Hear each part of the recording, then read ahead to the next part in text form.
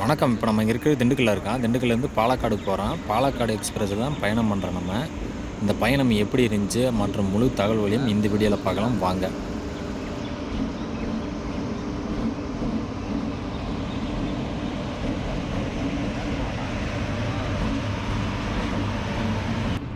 இப்போ நீங்கள் பார்த்துட்டு இருக்க ட்ரெயின் வந்து திருநெல்வேலி சூப்பர் ஃபாஸ்ட் எக்ஸ்பிரஸ்ஸு. அதான் போய்கிட்டு இருக்கு.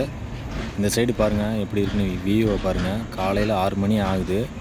இப்போயே வேறு லெவலில் இருக்குது. மேகமூட்டமெல்லாம் பயங்கரமாக இருக்குது.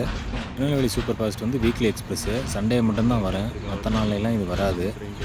காலையில் 5:55க்கெலாம் அந்த ட்ரெயின் வந்து திண்டுக்கல் ஜங்ஷனுக்கு வந்துடும். இப்போ நம்ம பாலக்காடு எக்ஸ்பிரஸ்ஸு சூப்பர் ஃபாஸ்ட்லேருந்து பார்த்துக்கிட்டு இருக்கோம் அந்த ட்ரெயினை. எப்படி போய்கிட்டு இருக்குன்னு பாருங்கள்.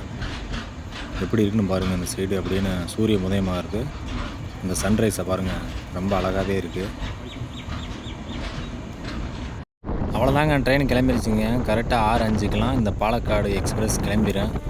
எப்படி போய்கிட்டு இருக்குன்னு பாருங்கள். அந்த சைடெலாம் மேற்கு தொடர்ச்சி மலை, பன்றி மலை, கொடைக்கானல் மலையோட தொடர்ச்சியெலாம் எப்படி அழகாக தெரியுது பாருங்கள்.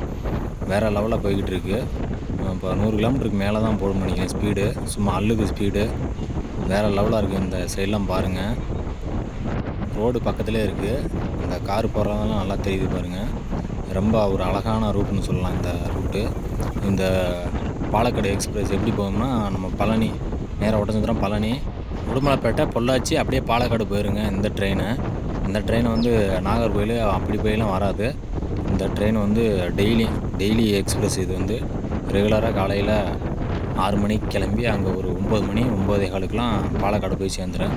இப்போ அந்த ட்ரெயினில் தான் நம்ம போய்கிட்டு இருக்கோம்.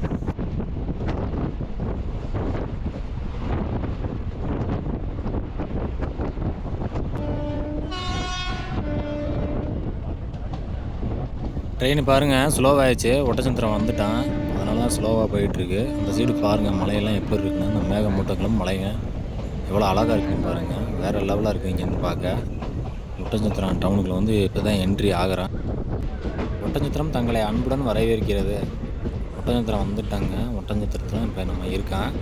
சரியாக திண்டுக்கல் 6:05க்கு கிளம்பிச்சு. இப்போ 6:30 ஆகுது.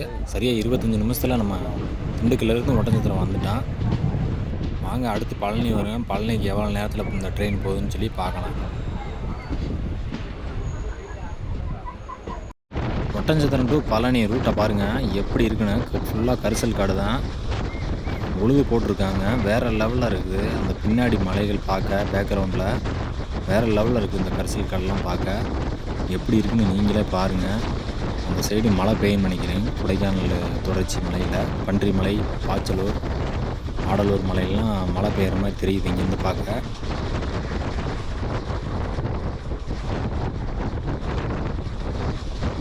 இப்போ நம்ம பழனி வந்துட்டோங்க. முன்னாடி பாருங்கள் ஒரு ட்ரெயின் நிற்கிது. அதுதான் அமிர்தா எக்ஸ்பிரஸ்ஸு. பழனியிலேருந்து திண்டுக்கல் போக ரெடியாக நின்றுட்டுருக்கு. கரெக்டாக 7 மணிக்கு கிளம்பும் பழனியிலேருந்து திண்டுக்கல் போகிறதுக்கு. எப்படி இருக்குன்னு பாருங்கள். கூட்டம் ரொம்பவே இருக்காங்க. இன்றைக்கி சண்டேனால எவ்வளோ கூட்டம் இருக்காங்கன்னு பாருங்கள். நம்ம ட்ரெயினுக்கு வெயிட் பண்ணிட்டு ஃபுல்லாக நிறையா கூட்டங்கள் இருக்குது. அதே மாதிரி இந்த ட்ரெயின் சென்னை சென்ட்ரல்லேருந்து வருது. அதனால் பழனி வர்றவங்க இந்த ட்ரெயினில் அதிகமாக எதிர்பார்க்கலாம். நம்ம இந்த ட்ரெயினில் தான் அதிகமாக வருவாங்க. சென்னையிலேருந்து பழனி வர்றவங்க இந்த ட்ரெயினில் வந்து அதிகமாக வருவாங்க. அதேமாரி திரும்ப போகிறவங்களும் இந்த ட்ரெயினில் தான் சென்னைக்கு வந்து அதிகமாக போவாங்க பழனியிலேருந்து. இந்த ட்ரெயின் சென்னையிலேருந்து ஜோலார்பேட்டை, சேலம், நாமக்கல், கரூர் வந்து திண்டுக்கல் வந்து இந்த சைடு இப்படி இந்த வழியாக போகுது, பொள்ளாச்சி வழியாக. அதனால் அந்த ட்ரெயினுக்கு எப்பயுமே கூட்டம் அதிகமாக தான் இருக்குது. இந்த பாலக்காடு எக்ஸ்பிரஸ் ட்ரெயினுக்கு திண்டுக்கல்லேருந்து பாலக்காடுக்கு எவ்வளோ டிக்கெட்னு பார்த்தீங்கன்னா, ஸ்லீப்பர் கோச்சில் வந்து 175 சார்ஜ் பண்ணுறாங்க. அதேமாதிரி அன்ரிசர்வேஷனில் வந்து 90 சார்ஜ் பண்ணுறாங்க. நீங்கள் எந்த ஊர்லேருந்து வர்றீங்களோ வேரிஸ் மை ட்ரெயின் ஆப்பில் வந்து செக் பண்ணிக்கோங்க எவ்வளோ ப்ரைஸு டிக்கெட்னு சொல்லி. இங்கிட்டிருந்து பார்த்தா பழனி மலை தெரியும்னு சொன்னாங்க. இங்கேருந்து பார்க்க ஒன்றும் தெரில. ட்ரெயினில் அந்த சைடு போனால் தெரியும்னு நினைக்கிறேன். பாருங்கள் பழனிக்கு தான் எவ்வளோ கூட்டம் வந்திருக்காங்கன்னு பாருங்கள். நிறையா கூட்டம் வந்து பழனிக்கு தான் வர்றாங்க. இந்த ட்ரெயினில் அதிகமாக யூஸ் ஆகிறது பழனிக்கு தான் வர்றாங்க. அப்புறம் பார்த்திங்கன்னா பாலக்காடுக்கு போகிறாங்க. அந்த முன்னாடி தெரியுது பாருங்கள் பழனி மலை. அங்கே தூரத்தில் தெரியுது பாருங்க, அதுதான் பழனி மலை. எவ்வளோ அழகாக தெரியுது பாருங்கள் இங்கேருந்து பார்க்க. வேறு லெவலாக இருக்குது இங்கேருந்து பார்க்க. 6:55க்கெலாம் அந்த ட்ரெயின் பழனிக்கு வந்துருச்சு. கரெக்டாக 7 மணிக்கு வந்து கிளம்பிடுச்சு. 5 நிமிஷம் அந்த இடத்துல ட்ரெயின் நிப்பாட்டுறாங்க.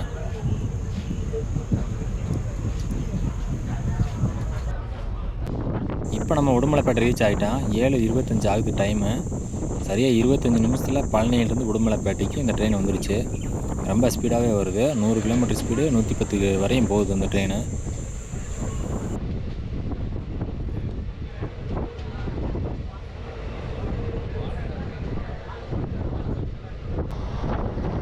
இப்போ நம்ம உடுமலைப்பேட்டை தாண்டி போயிட்டுருக்கேன். பாருங்கள், வழி ஃபுல்லாக தென்னை மரங்களாக தான் இருக்குது. எங்கே பார்த்தாலும் தென்னை மரமாக தான் இருக்குது. உடுமலைப்பேட்டையிலேருந்து பொள்ளாச்சி வரைக்கும் தென்னை மரமாக தான் இருக்கும் போல். அந்த தூரத்தில் தெரியுது பாருங்கள், அதான் திருமூர்த்தி மலை. எவ்வளோ அழகாக இருக்குன்னு பாருங்கள் இங்கேருந்து பார்க்க. திருமூர்த்தி டேமு அந்த மலை அடிவாரத்தில் தான் இருக்குது. இங்கேருந்து பார்க்க வேறு லெவலாக இருக்குது. ஃபுல்லாக பாருங்கள், அந்த சைடு ஃபுல்லாகவே தென்னை மரங்கள் தான். எவ்வளோ தென்னை மரங்கள் இருக்குன்னு பாருங்கள். பூரா தோப்பாக தான் இருக்குது. பயங்கரமாக இருக்குது இந்த கரிசல் காட்டில். இந்த தென்னை மரத்தை பார்க்க வேணும். இந்த சைடு சீமக்கருவில் அதிகமாக இருக்கனால மறைச்சிக்குது. எப்படி இருக்குன்னு பாருங்கள். இந்த ஓரத்தில் ஃபுல்லாக சீமக்கருளாக தான் இருக்குது. சீமக்கருவில் மரங்கள். அந்த சைடு பார்த்தீங்கன்னா ஃபுல்லாக தென்னை மரங்கள் தான். கண்ணு கெட்டின தூரம் வரையும் தென்னை மரங்களாக தான் இருக்குது. இப்போ பாருங்கள் அந்த கண்கொள்ளா காட்சியை. காற்றாலையெல்லாம் அப்படியே சுற்றிக்கிட்டு இருக்குது. பின்னாடி திருமூர்த்தி மலை, முன்னாடி வந்து கரிசல் காடு. வேறு லெவலில் இருக்குது இந்த இடம். உடுமலையிலேருந்து பொள்ளாச்சி போகிற வழியில் எப்படி இருக்குன்னு பாருங்கள் இடம். வேறு லெவலில் இருக்குது. ஃபுல்லாக உழுது வச்சுருக்காங்க அந்த நிலத்தெல்லாம். பார்க்கவே அவ்வளோ பிரம்மாண்டமாக இருக்குது பாருங்கள். ஃபுல்லாக கண்ணு கட்டின தூரம் வரையும் பசுமையாக இருக்குது. எப்படி இருக்குன்னு நீங்களே பார்த்து சொல்லுங்கள் அந்த ரோட்டை. வேறு லெவலில் இருக்குது பாருங்கள். காற்றாலையெல்லாம் எவ்வளோ அழகாக சுற்றிக்கிட்டு இருக்குன்னு பாருங்கள். எவ்வளோ தூரத்துக்கு காற்றாடிகளாக போட்டிருக்காங்க பாருங்கள். இந்த இடத்துலேருந்து பார்க்க நூற்றுக்கணக்கான காற்றாலைகள் தெரியுது. அந்த லாஸ்ட் வரையும் இந்த காற்றாலைகள் இருக்கும் போல். பார்த்துக்கிட்டே வாங்க எப்படி இருக்குன்னு.